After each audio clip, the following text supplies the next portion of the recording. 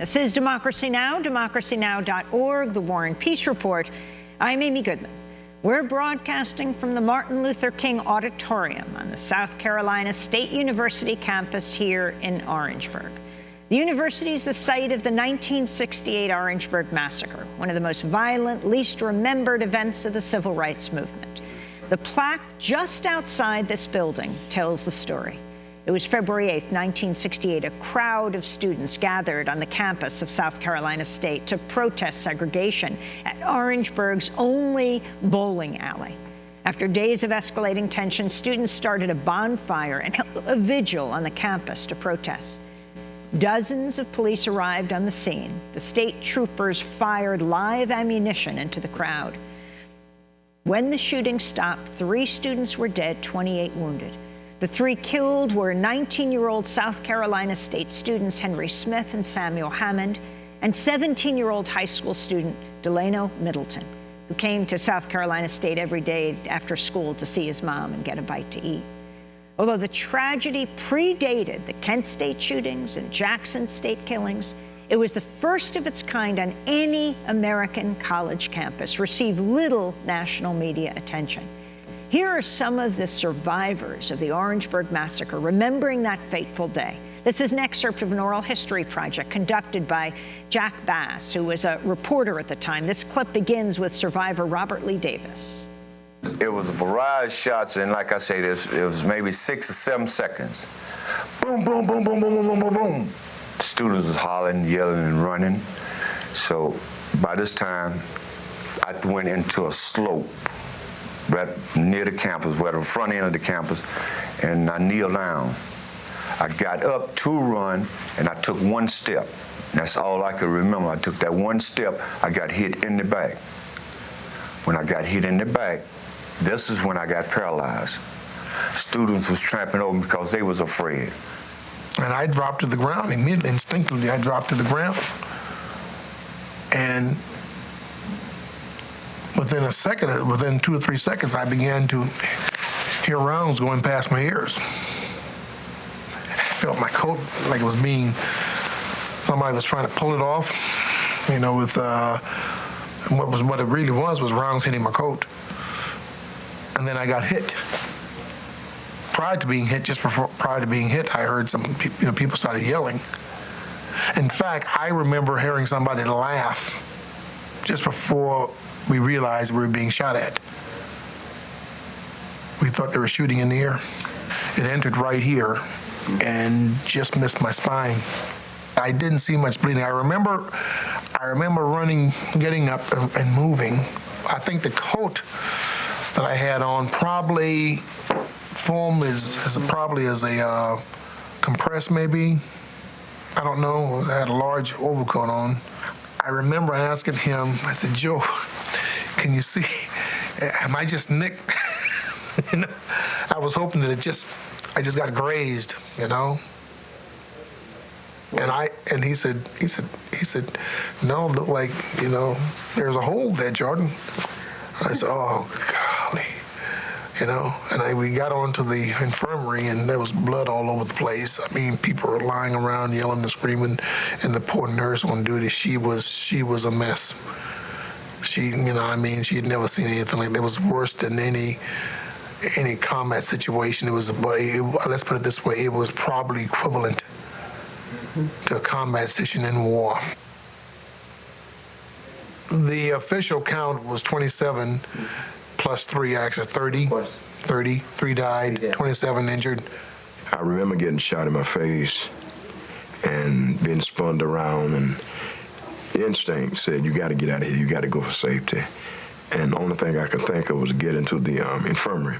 Just so happened, there was a trash can in front of me. I was on a pretty good coverage there of that trash can, but the trash can had some legs under it. And that's how I got shot in the hip. The bullet come under the leg. Under the trash can, it caught me in the hip. And under the trash can, it caught me in the leg. So if it wasn't for the trash can, I probably would have been dead. If I would have stood up, I would have been dead.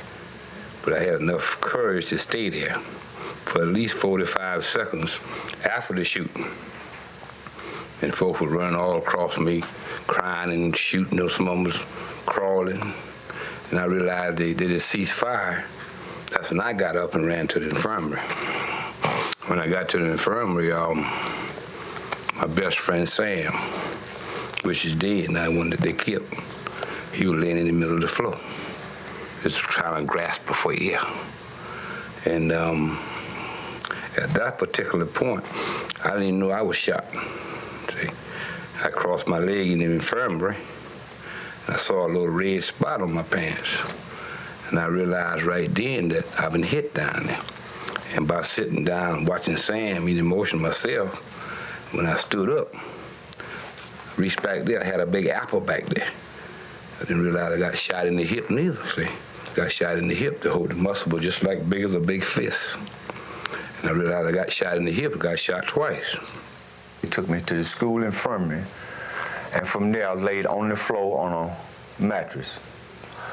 At this time, Sam Hammond, we was laying head to head by each other. And the last thing I can remember Sam said, they used to call me Big Dooley because I was playing football at this time. I was weighing about 260. And this is when Sam asked me, he said, Dooley, you think I'm gonna live? I say, Sam, you're gonna be all right, buddy. And next time I look over there, he was dead. I took my hand and put over his face like this to close his eyes because he died with his eyes open. Davis and other survivors of the Orangeburg Massacre in South Carolina. The 9 officers who opened fire that day were all acquitted. The only person convicted of wrongdoing was Cleveland Sellers, a member of the Student Nonviolent Coordinating Committee, known as SNCC. Sellers was one of the organizers of the protests, convicted of a riot charge, spent 7 months behind bars. He was pardoned in 1993. He would later go on to be president of a South Carolina college. On the 40th anniversary of the Orangeburg Massacre, Democracy Now! Spoke with Cleve Sellers. He described what happened. It was just a clear case of the police opening fire without any provocation. There was no exchange of gunfire. The students were unarmed, and what precipitated it was the fact that the students on that Monday night went down to the bowling alley to try to bowl. And on Tuesday night, when they went down, they were arrested.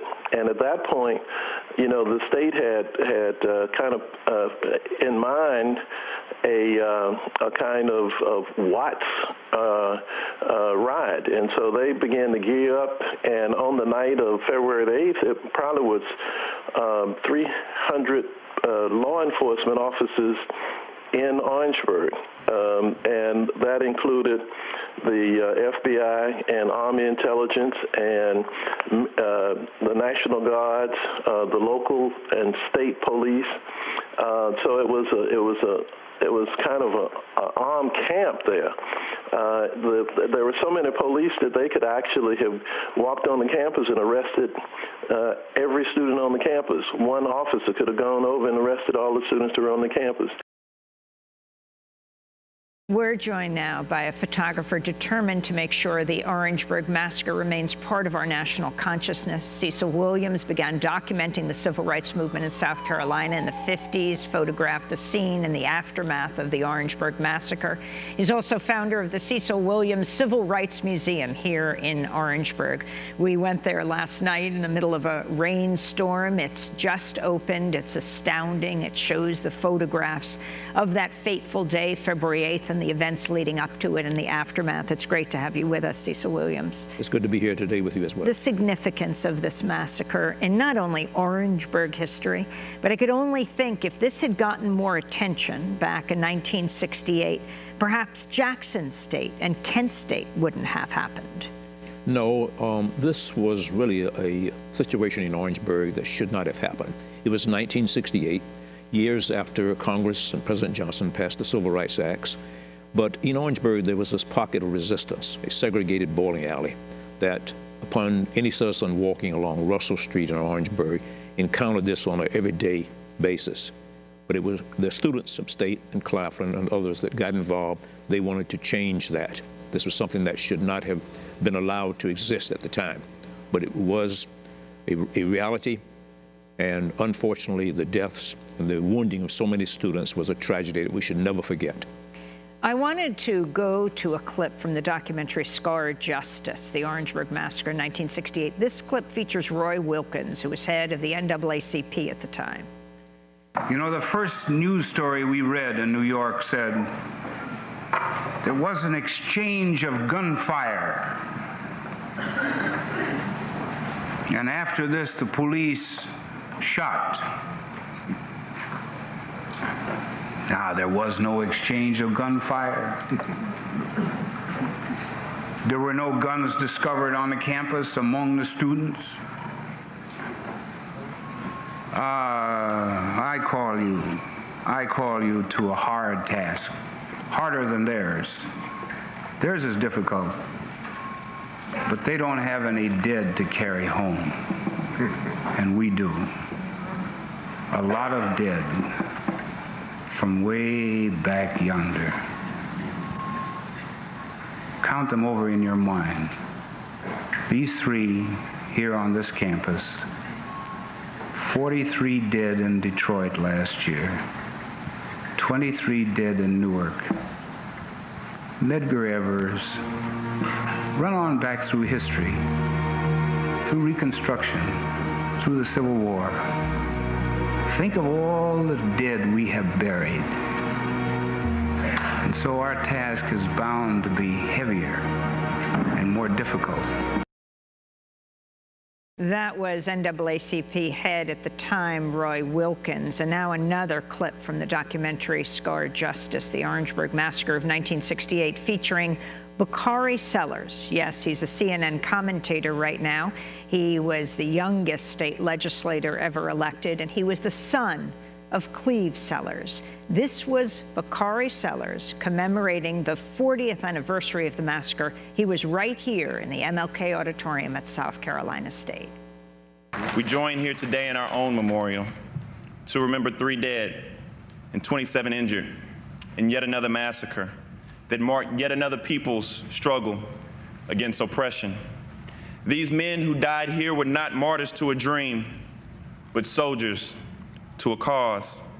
We find our state and individuals within our state showing no shame in making concentrated efforts to keep this day that we come every year to remember off the historian's tongue and purged from our history books. A group of students built bonfires and sang protest songs. And within moments along the embankments on the front of the campus, police positioned themselves along Highway 601. The state police then closed in on students with shotguns loaded with deadly double-aught buckshots. And for 8 seconds, 1001, 1002. That was Bakari Sellers, son of Cleveland Sellers, remembering the massacre 40 years later. It's now 51 years. Cecil Williams, you were a photographer at the time. You photographed also. You did all the high school photos of kids for the yearbook. Talk about the 3 boys who died. All of them were acquaintances of mine. I photographed Milton at Wilkinson High School. But at South Carolina State, on a daily basis, you could see both of them involved in activities like practicing for football, which they engaged in, or in the student center eating a bologna sandwich, or they were very friendly students. And Henry they were so Smith close. And Samuel Hammond, 19. They were students here. They were students here, and I photographed them for the yearbook. And Delano Middleton was a high school student who came to see his mother all the time at the university? Yes, I understand. He was just visiting the campus that night, as he did sometimes, waiting on his mother to get off of work, and became involved in this. However, I think that even if he had not been accidentally there, many of the high school students and others in the city also participated. This was not just state and Claflin students, but others involved in really trying to change things. Here was a segregated bowling alley, something that if citizens wanted to bowl, they would have to go 50 miles or 100 miles round trip to Columbia to bowl. You know, you really were critical in the case. Talk about the shell casings you found. You weren't here that night of the bonfire, but the next morning you came in Were there police tape around investigating a crime scene of what happened? Of course, the police, it was the state troopers who killed the students, but... Yes, after the incident was over the next morning very early, and by the way, I narrowly missed being on the site. The only reason I was really not on the site because I photographed everything that the students did as the yearbook photographer. But the next morning about 7 o'clock, I appeared on the campus, and I saw all kinds of things on the ground, and I started picking them up, and some of them were the shells from the shotguns that the highway patrolman had used. Those shells were later used in the investigation to identify which highway patrolman shot them. In the trial, which took place in Florence, I was called in to testify, and understanding in about 30 minutes, they found them innocent. Tragedy. It was shocking, and even today, there has been no really assistance to the students who were wounded, nothing to even bury the students. So it's really even a tragedy that it affects us today. And you have the shell casings in the Cecil Williams Museum.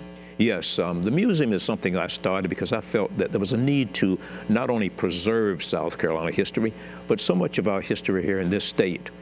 We were at the forefront, beginning of this. We're going to do part 2 of the discussion, talk more about the history, but I want to thank you so much for being here. Cecil Williams, photographer, author, best known for his photography documenting the civil rights movement in South Carolina, beginning in the 50s, founders of the Cecil Williams Civil Rights Museum here in Orangeburg. A very special thanks to SCSU President James Clark, Roland Haynes Jr., who runs this auditorium, Ken Davis, Curtis Bradley, and all the other Bulldog staffers who made the broadcast from the MLK Auditorium possible. Special thanks here to our team, to John Hamilton, Dennis Moynihan, Carla Wills, and Libby Rainey.